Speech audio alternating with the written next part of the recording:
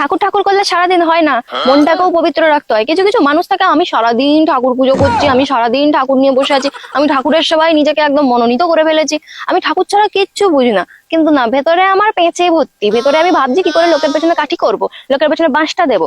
তাহলে ঠাকুর সেবা কোনোদিন হয় না। ঠাকুর সেবা তখনই হয় প্রকৃত, যখন তুমি মানুষকে ভালোবাসবে। অবশ্যই ঠাকুর সেবা করো, তার সাথে মানুষকে হেয় করে কোনোদিন তো ঠাকুর সেবা হয় না। বেশ কিছু মানুষ দেখেছি তারা ঠাকুর ঠাকুর করে আর এপাশে মানুষজনকে গালাগালি করছে, তাদেরকে উল্টো পাল্টা কথা বলছে, লোকের ক্ষতি করার চেষ্টা করছে। এখানে ঠাকুর সেবা হয় না, বুঝলে? সে কাকু কাকিমা তুমি যেই হও না কেন, প্রকৃত ঠাকুর সেবা তখনই হয়। ওই যে কথায় আছে না, জীবে প্রেম করে যেইজন সেইজন সেবিছে ঈশ্বর।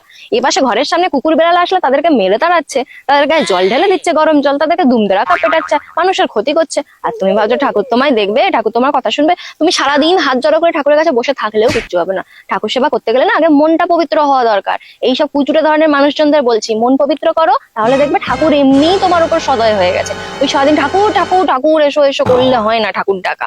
মনটাকে পরিষ্কার রাখতে হয়। ঠাকুর তখনই সদয় হয় যখন তুমি সবার ভালো করার চেষ্টা করবে, সবার অনেক মঙ্গল করার চেষ্টা করবে। তাদের ঠাকুর না ডাকলেও চলবে, অল্প ঠাকুর ডেকেও না ঠাকুর ঠিক সাড়া দিয়ে দেবে। সারাদিন ঠাকুরের কাছে বসে মাথা ঢুকে ঢুকে লোকের ক্ষতি চাইলে ঠাকুর দেখে না গো কাকিমা কাকু। একটু মন থেকে পরিষ্কার হতে হয়, আগে মন থেকে পরিষ্কার হও, দেখো ঠাকুর তোমার সবই ভালো করবে, বুঝেছো?